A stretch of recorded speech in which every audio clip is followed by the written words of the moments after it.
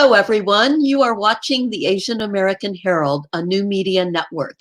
This show is being aired via live stream on Facebook, and a recording will be available afterwards at our Facebook page, Asian American Herald. My name is Hemani Gupta Carlson, and I'm a professor at Empire State College in Saratoga Springs, New York, as well as a community-based farmer and writer. Excuse me, I've been out harvesting a lot today. So I want to open our show tonight first by offering respect to the Haudenosaunee, the people of the Longhouse. The Haudenosaunee is a confederacy of 6 nations, including the Mohawk, who are the original caretakers of the lands where I reside. I thank them for offering me shelter in their territories, and I acknowledge my status as a settler.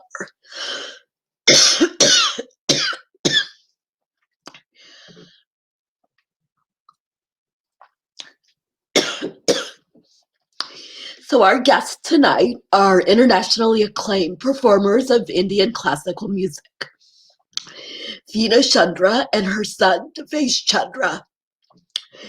We're going to start actually by listening to them.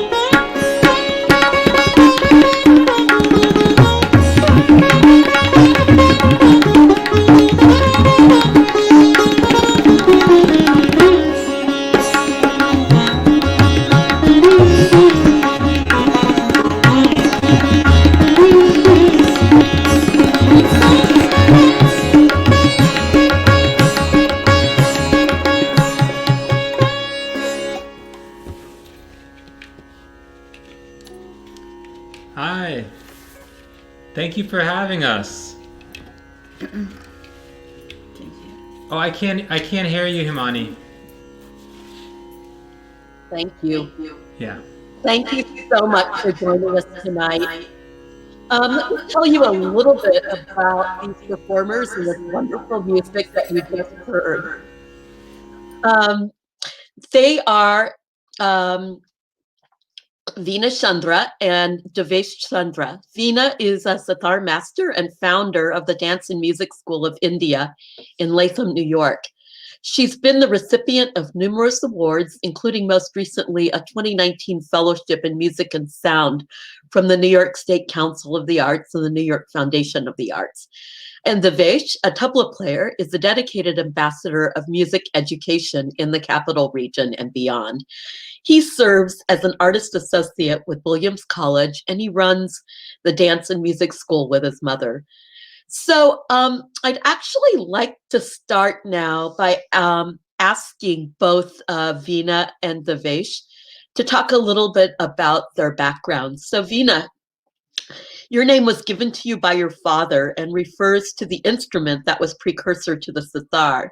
And DAVESH, your first words were the syllables of the tabla sound, da, da, ta, ta. And so I was wondering if you each could address the significance of this very early immersion in music, and particularly classical music. How did it shape your identities and your outlook on life?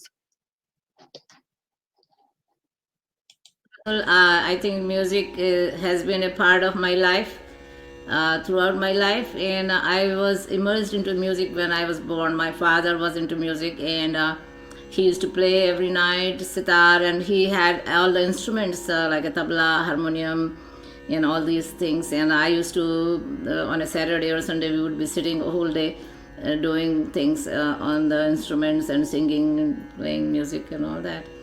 And that's how I grew up. And I took it in the schools and colleges and all that. And if you know that, I teach at Skidmore College for the last 30 years. And I'm still on there, as well as at Williams College now. We are teaching, both of us are teaching over there as well. And for me, you know, like Himaniji, you were saying that my first words were da da tip tip, which are the syllables of the drum, da da tip tip, the actual sounds that it produces.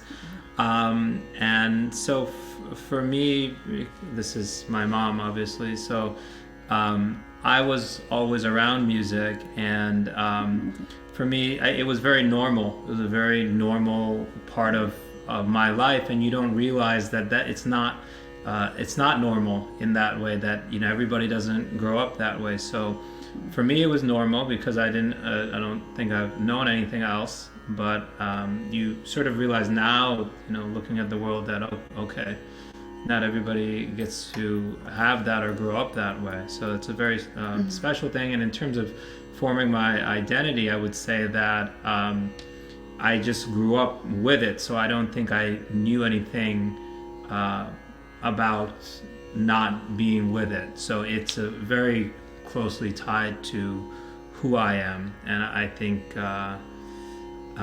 the perspective of music in terms of how it shapes your point of view, I think there's a certain level of understanding or seeing that there's a lot of possibility to life that the music presents. Because of the music, the perspective of seeing, I think for me, that there is a lot of possibility to life. I think the music provides that. So actually, when you were born, I was teaching from my home in India, and I had lots of tabla students, and they used to come, and then you would be going around and say dada titi, because they were always playing, and that's how it was. So that's very, very interesting. And, you know, for me, I'm somebody who really appreciates music, but actually knows very little about it. And one of the things, DAVESH, that I'm interested in is the way that you relate the tabla to the sounds of nature. You know, as a farmer, I find myself feeling very much in tune with the life cycle of the different plants that I grow, as well as the outdoor environment, and, you know, where the sun is at certain times of the year and how long the days are, how short they are now. And I wonder, first, if you could speak a little bit of how we might think of the tabla as expressive of nature, and how you feel that and how it's expressed in your music. And VEENA, I'm actually wondering if you also would care to add some comments to that. And then afterwards, I'd really love to hear you maybe perform a little bit for a couple more minutes. So I'm gonna take myself out so we can see you both, and and just get a sense of that? I think that's a great question. Our music, the music in general, is very closely tied to nature. I think maybe we should start with the notes. So the notes are sa re ga ma pa dha ni sa, and these are 7 notes which we call a Shuddha Swara Saptak, or the natural pure notes, natural scale. So these are taken from the sounds of the birds and animals, like Pancham. The 5th note is taken from the koel, which is nightingale, and everybody knows that. And Sa is the mother of all the 6 notes, that's why it's called Shadaj also.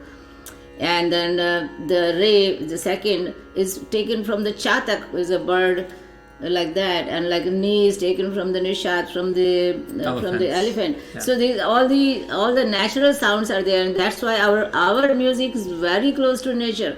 And you have to believe that when we play a certain rag, we'll bring either rain or do something like that, or bring a snow, or bring a good weather.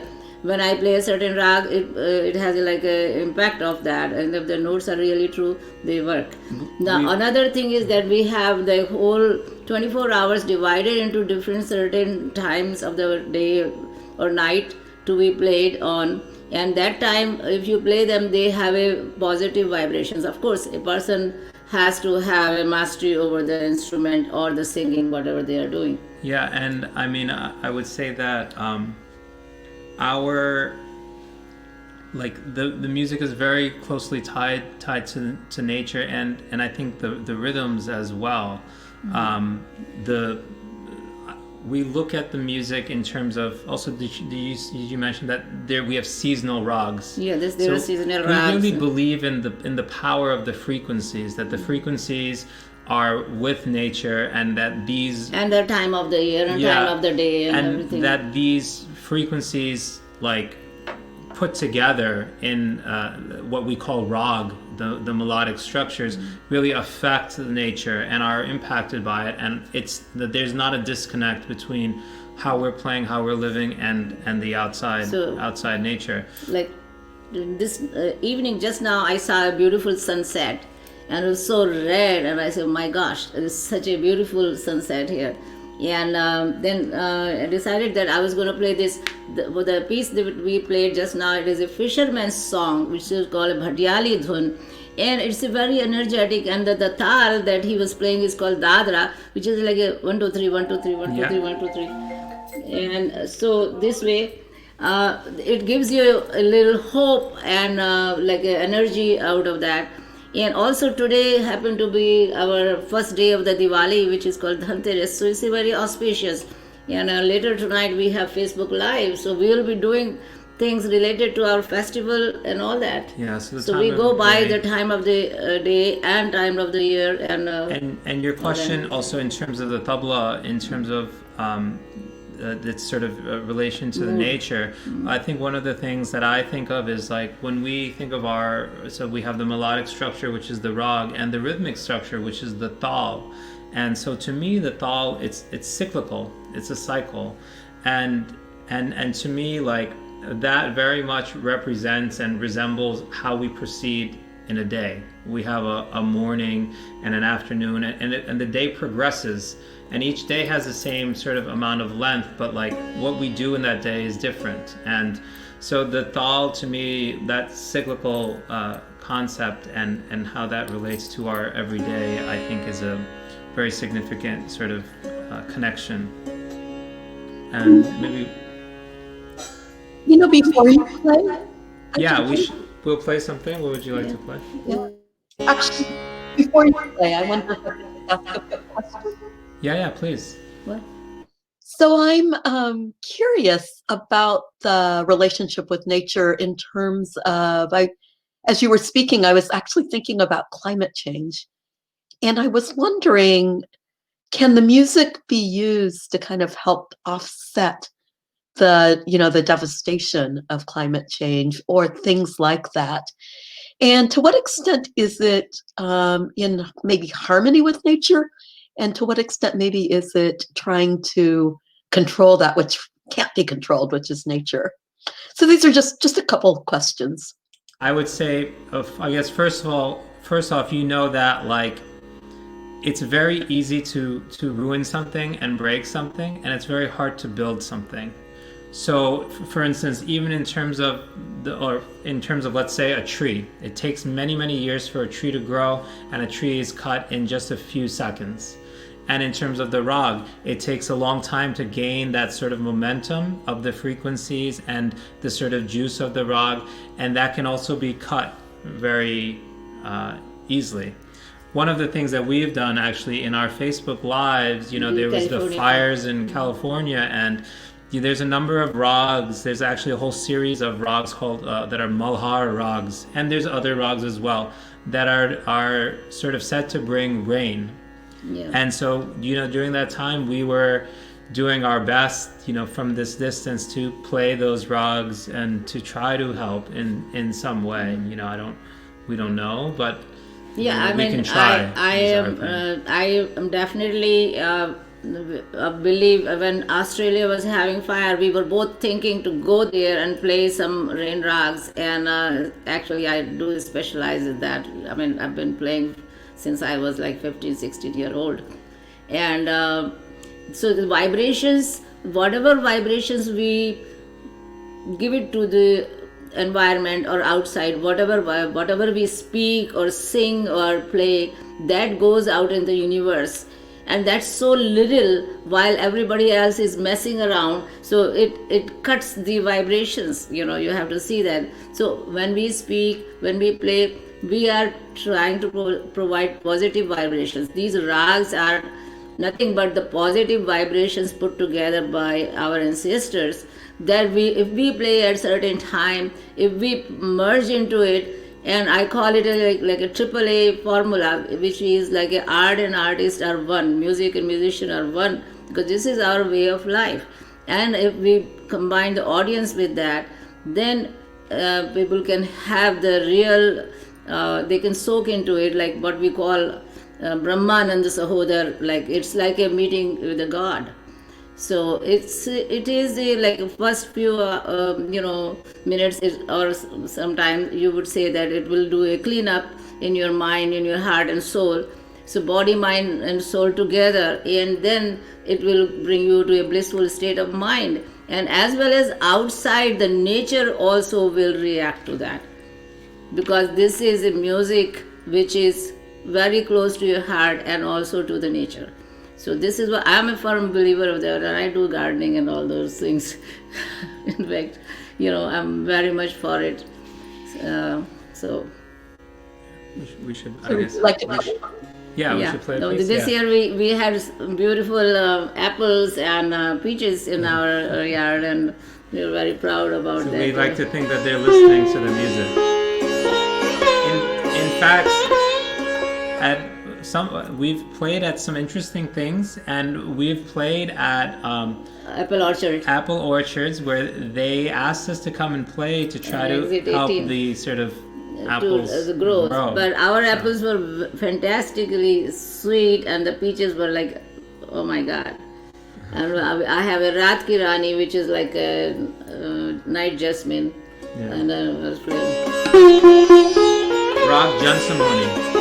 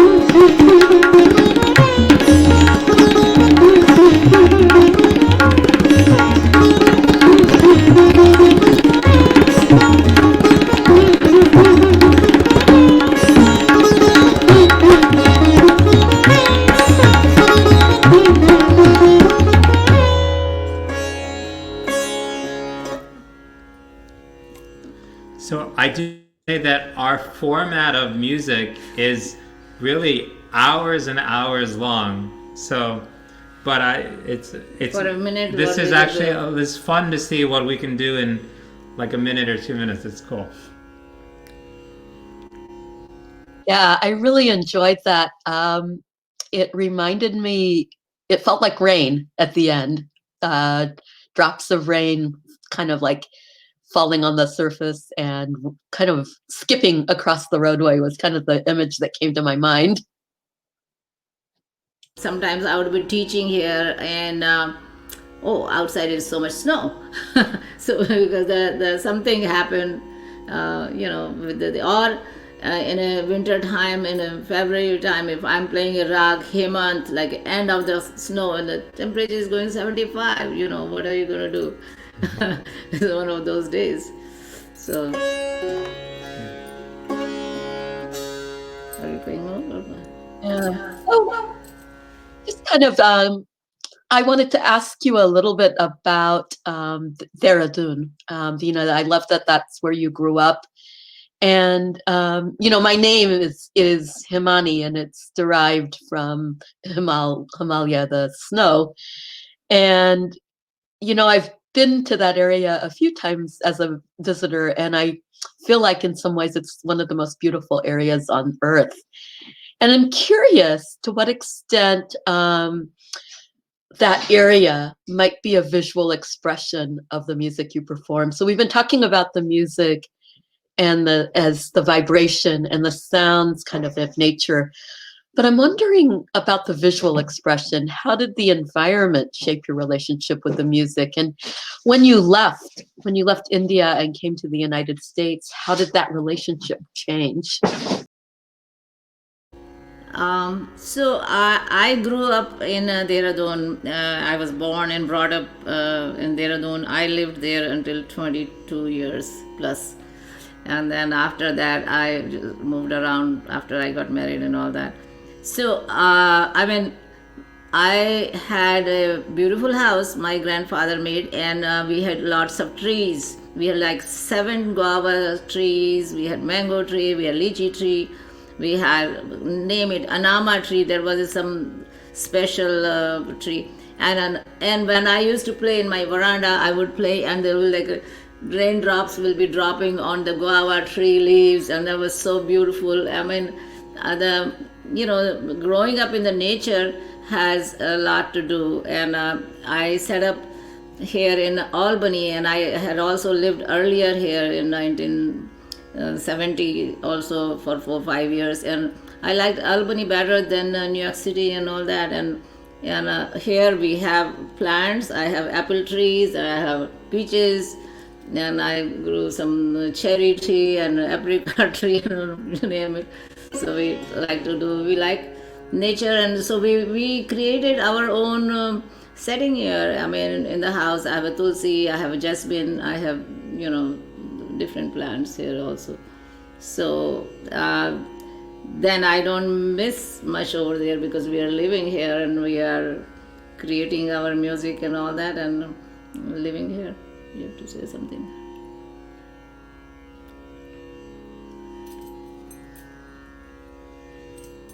Was that your? Yeah, I'm actually wondering if you could talk a little bit about your lived environment and how that kind of informs the music and visually, in a visual sense. For me or for my mom? Yeah, for you. Oh, in terms of like growing up in the U.S. Well, he was 2 years old when he came in here. So I was 2 years, couple months when we came here. Yeah. And actually, we only went back to India one time when I was in like 2nd grade, and then I didn't go back until I was like 18. So yeah, my whole upbringing is like a little bit interesting. In the house, like we have the music is, going on all the time. We're playing music. Music is playing while we're doing other stuff. So that was the culture of the house. Outside the house, it's not that way. But I think it's a very very balanced way to grow up. I don't feel like there was any, obviously outside of the house is so different, but I never felt like there's some conflict between what I do in the house and outside of the house. It is two different worlds, though. I would say that I think like a lot of first generation or second generation Indian Americans, there's sort of separate spheres of worlds. So like there's probably a lot of friends that I grew up with in elementary school and in high school that had no idea that I would play tabla. Well, you brought tabla to your kindergarten. But I did, yeah. We brought it for the Diwali. We brought it for school. Kindergarten. So, I mean, and I would say a lot of my close friends knew that I play the drums, but how much do they know about that yet? But you were able to play at the age of 3. You were playing really good, keherwa, and all that. So yeah, I mean, it's definitely just a big part of who I am, and I think like we were saying before, the perspective of the music, I think more than that more than anything, that sort of shapes the outlook, and that also that outlook affects that outlook really affects what you see and notice in the world. So I think a lot of things maybe I didn't notice or just went right by me because the music tends to sort of rosy your lens up more. So but also like we grow a lot of things in our at our house. Like when we had peaches growing and we had the apples growing, it like amazing stuff. We had tomatoes growing and all those. I mean, still. Also, I would add to this, since we're talking about the music and how it's impacted. We've had 3 dogs, and all of our dogs really love the music, and they're actually, at least for me, especially me growing up, my dog was a big part of, the experience of playing music as well, because he would come and he would sit when I would play, and he would ask us to practice at night. So he would bark that we practice, because it was part of his routine. So it's part of our routine. It's part of his routine. We practice like to perform like this, but also after just a long day, just to relax, we also play music. Yeah, we do daily. Even if we've played a concert in the daytime, we will, to relax and unwind. That's a different practice too. So we certainly do that always. Awesome. So one of the things that actually is very interesting to me, because my cats seem to cue in for when it's time for me to write, because that's part of what they like to do around me, is kind of rest and relax at my feet while I'm stretched out with my laptop and working. I wanted to ask, in kind of the few minutes that we've got left, if you can talk one about the Dance and Music School of India and the online classes that you're offering now. And you had also mentioned the Facebook Live events, and I'm wondering if you could just say a little bit about those as well. The School of India, my mom's school, she started how many years ago now? 34 years. Yeah, 34 years ago, yeah. And when I moved back here, I was here in 1970s, and then we had to go back for our family reasons. But when I came back here in 86, then I brought a harmonium, sitar, and a tabla, and with my kids. And I think this was a time in the capital region where there's probably a handful of Indian families, and now there's so many. Such a nice and large Indian community here. Mm-hmm. And so at the school we teach tabla, sitar, harmonium, singing. In addition, if there dance, and if there's any students and teachers and people who would like to learn Indian music on the various instruments that they play, we do that a lot as well. So we have trained a lot of yoga teachers, and also the music teachers also have had, like a teacher of violin and all that. They have had lessons with me, and we've had students. start at age 4 or go up to 70 or something, and they have so wide range of students, and you can reach out to us. I think maybe we can post our email address on the side. and we have a website also, and then we have a Facebook Live that we've been doing since April, since this COVID started. We were doing it for the Ram Navami, and then I decided that every week we are going to do this, and we go with the whatever in the society is going on, whatever is the nature in the going on. We keep that in mind, and we go towards that and play a certain rag that will have a little bit of help. The whole idea started as to create sort of a space where people can come and sort of come together as a sort of healing space.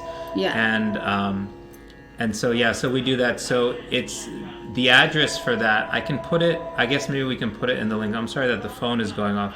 The address for that we can put in the link, but it's facebook.com/VEENA CHANDRA music/live. So we will, maybe we can put that in the link. Again, that's facebook.com/VEENA CHANDRA music/live. And they're all up there. And also, by the way, I made it in such a way that you don't need a Facebook account to watch those. If you just go to the address, you don't have to log in. You'll see it playing. And you can watch all the past ones as well. So it's a nice thing that we've gotten to do. And through it, we've actually gotten to do a lot of research on the various rags that we want to play. And right, and it's also fun another thing is well. that around the world, people are able to watch me playing, and even my family had not had opportunity to see me playing for a long time. And through the Facebook Live, everybody gets on there, and they are able to watch me, and people that I didn't know, and they are also watching. So I think it's a good thing that we are doing, and we are keeping ourselves in sanity, that we want to be positive, and I'm sure that we will find some solution to this problem, and using our time wisely, as well as helping other people by becoming hopeful and relaxing and blessed. Yeah. And I think that's one of the really wonderful geniuses of this past several months, is that people have found so many different creative ways to kind of like find sanity during these very, very difficult times. So we are actually out of time. It just absolutely flew. And I want to thank everyone for joining us this evening for a very, very special Asian American Herald show. I'm Himani Gupta Carlson, and my guests have been VEENA CHANDRA and DAVESH Chandra, master musicians of the sitar and the tabla. The Asian American Herald is a Facebook-based news media outlet dedicated to discussing topics and building community among Asian Americans in the capital region of New York and well beyond. So please continue to send us your story ideas, and look for the recording of this show on our Facebook page. And as we close out tonight, I want to wish you a good evening, and I want to invite you to just listen once again to our guests' beautiful music. Thank you. Thank you. Thank you. So this is Rag Pahadi, which is from a mountain area.